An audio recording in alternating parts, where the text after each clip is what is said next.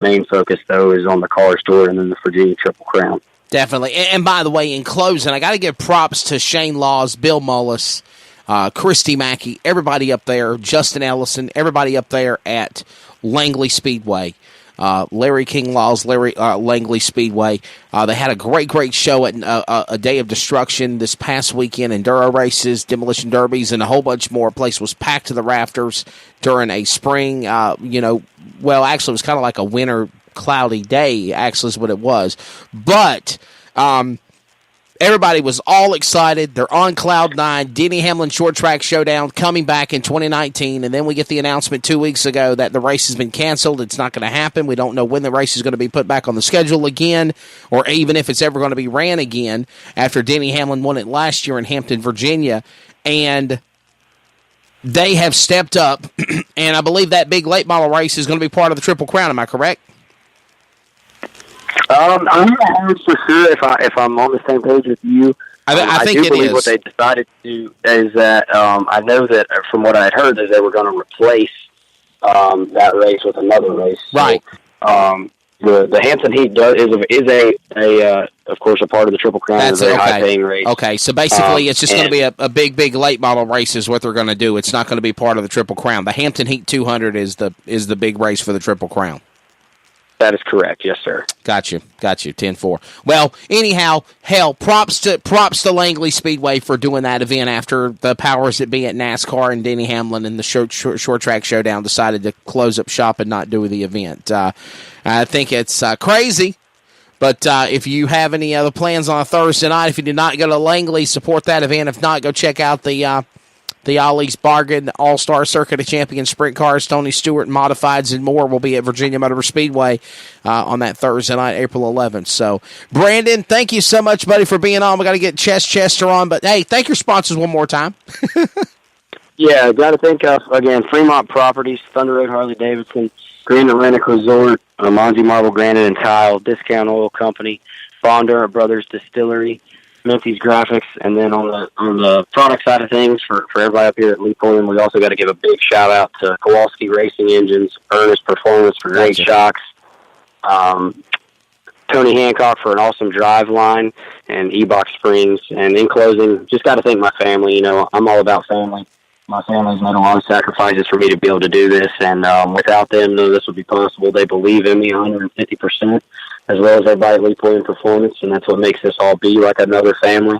And again, very honored and blessed, and can't thank you enough for having me on, and hope to be on again because, as we know, that would mean I have some more success. So I really appreciate you having me on. I got a feeling we'll have you on another time. So, and by the way, I sent you a friend request on Facebook, so let's be friends so I ain't got to track you down like next time. And it's a small world after all, because once you said King of the Concrete, I was like, ding, ding, ding, ding, ding.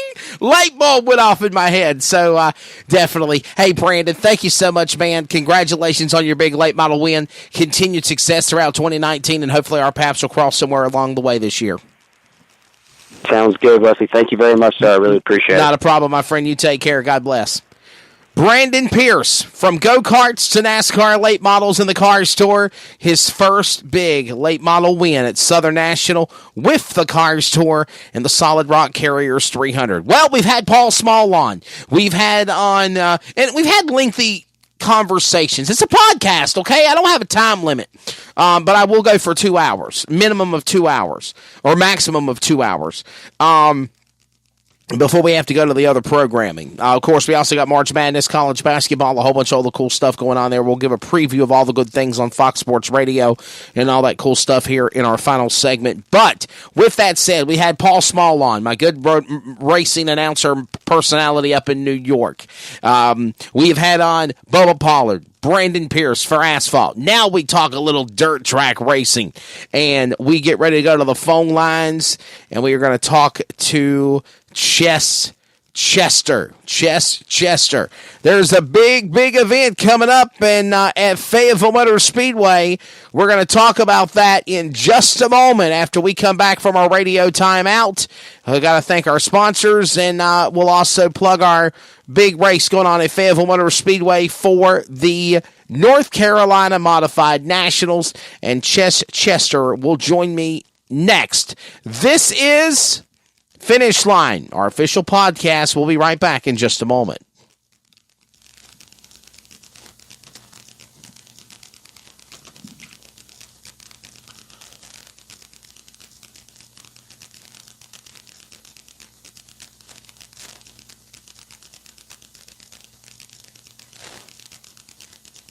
Some energy drinks want to scare you. Some even want to bully you around. And the others, they're just blowing smoke. Packed with vitamins B3, B5, B6, and B12, the new HiQ energy drink comes available in 4 exciting flavors. Skyberry Fusion, Apple, Coconut Fruit Punch, and Lemon Lime. Natural caffeine, no preservatives, no crash, no bull. HiQ energy drink. Wings are for birds.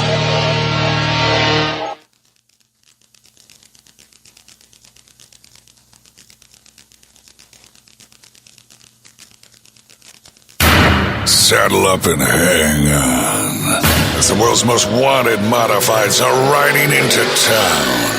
It's time to drop the green and light the pyrotechnics for a high-stakes shootout when the renegades of dirt modifieds visit Fayetteville Motor Speedway March 14th through 16th for the $10,000 to win North Carolina Modified Nationals. Witness the warriors of the world's greatest modified tour as they battle in Fayetteville, North Carolina, March 14th through the 16th. The 800-horsepower Outlaws of open wheel put it all on the line of one of the largest grand prizes in all of dirt racing, $10,000 to win.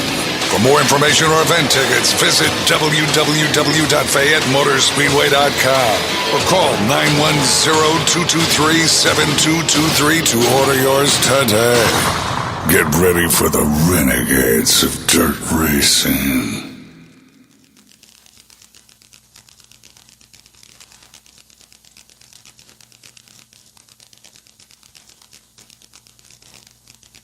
This is Kate Dillon from CrateInsider.com and host of the Racing Insiders podcast. You are listening to my awesome friend Wesley Spider Monkey Outland. Now back to Finish Line.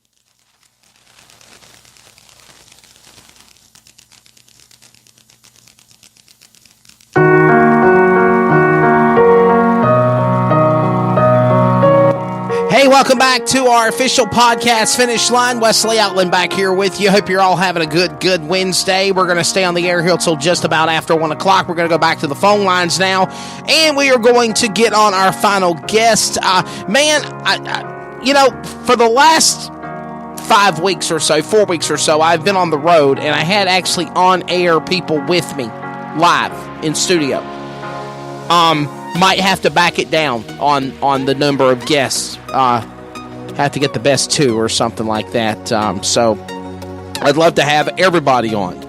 I'd love to have on every asphalt winner, late model winner, modified winner, sprint car winner, of any parts of the country. Dirt, asphalt, drag racing, karting, monster trucks, you name it. I'd love to have every single one of these guys on the program. But the fact of the matter is we only have a certain amount of time limit on what we could be able to do with the show.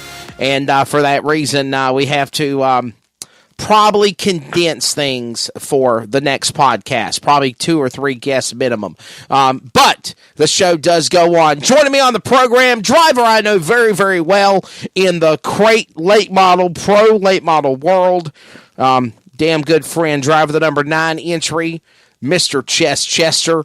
Chest, his biggest win before Saturday night was a fast track racing series powered by Chevrolet Performance win at Screven Motorsports Park in Sylvania, Georgia last year on, I believe it was around Easter, if I remember correctly.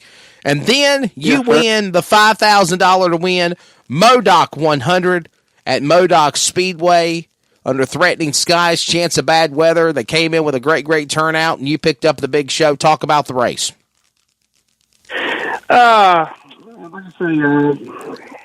We went to Modoc, and it was a pretty stout field there. There's about, I think, 32 or 33 cars. and we qualified second, and we took out, and Ben Fairclough, he took the lead, and I fell in second, and I was staying right there with him. And unfortunately, you know, I hated it happened to him, but he blew up, and that gave me the lead, and gotcha. He kind of just held on from there, you know.